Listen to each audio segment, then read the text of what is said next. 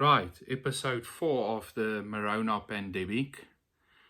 And once again, it is called Morona because a bunch of morons are spreading the virus faster than the virus can spread itself. So there's this debate whether the virus is airborne or not.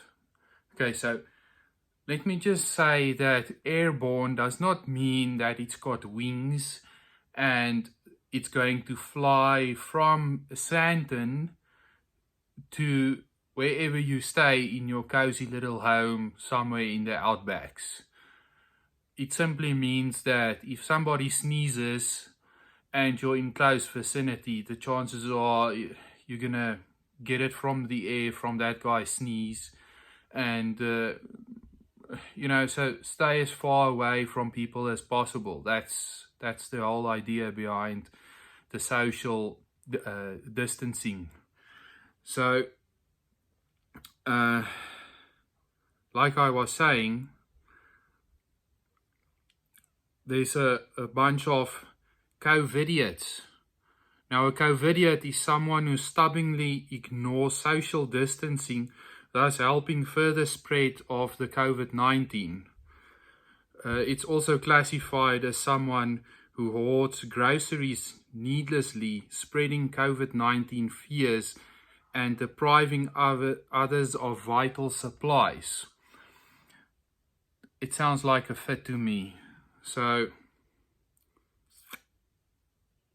it is indeed a sad time in history whereby a microscopic life form is getting blamed for human idiocracy.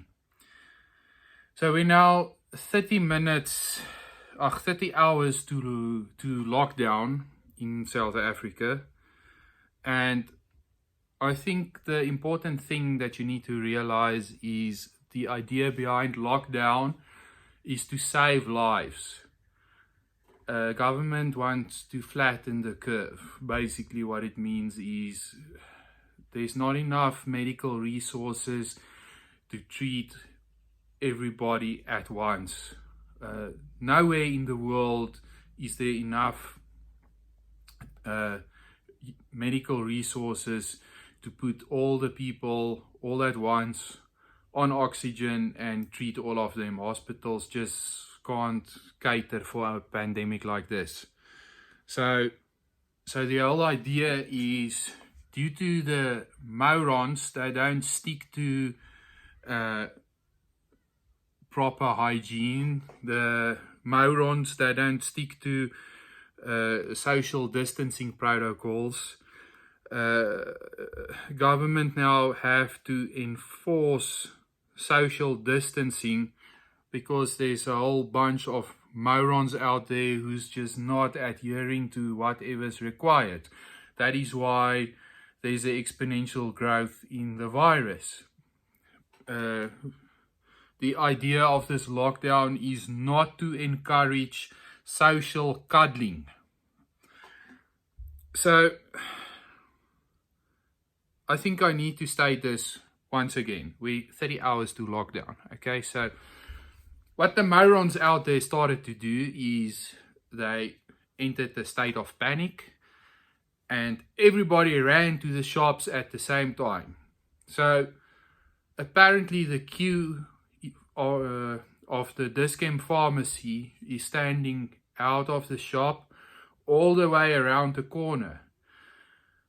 Now, tell me that is not social cuddling. I mean, if you're in your right mind, if you get in your car and you arrive at a shopping center and it looks like that, there must be a flag or something coming up that says, ooh, social distancing. And then you get in your car and you drive the fuck off. You don't stay there. That would be social cuddling. It would be the opposite, right?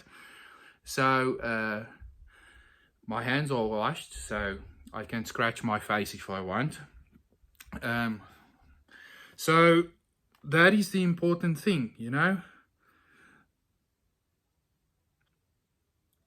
So, I mean, once you hear bad news, and you enter a state of panic, the idea is not that you go on a shopping spree like a supermodel, and you don't go buying all stock up on supplies for the next 10 months. Most of that stuff has limited shelf life, in case you didn't know. What would be clever instead is if you go shopping for seeds. Head to the nearest nursery, buy some seeds, start a veggie garden. At least you're going to have something creative to do with your time while you're isolated in your little yard. Grow a tomato plant out of a pot or something like that. But, just don't be clever and go buy apple seeds, and you still want to harvest the fruits of your hard work before the apocalypse. You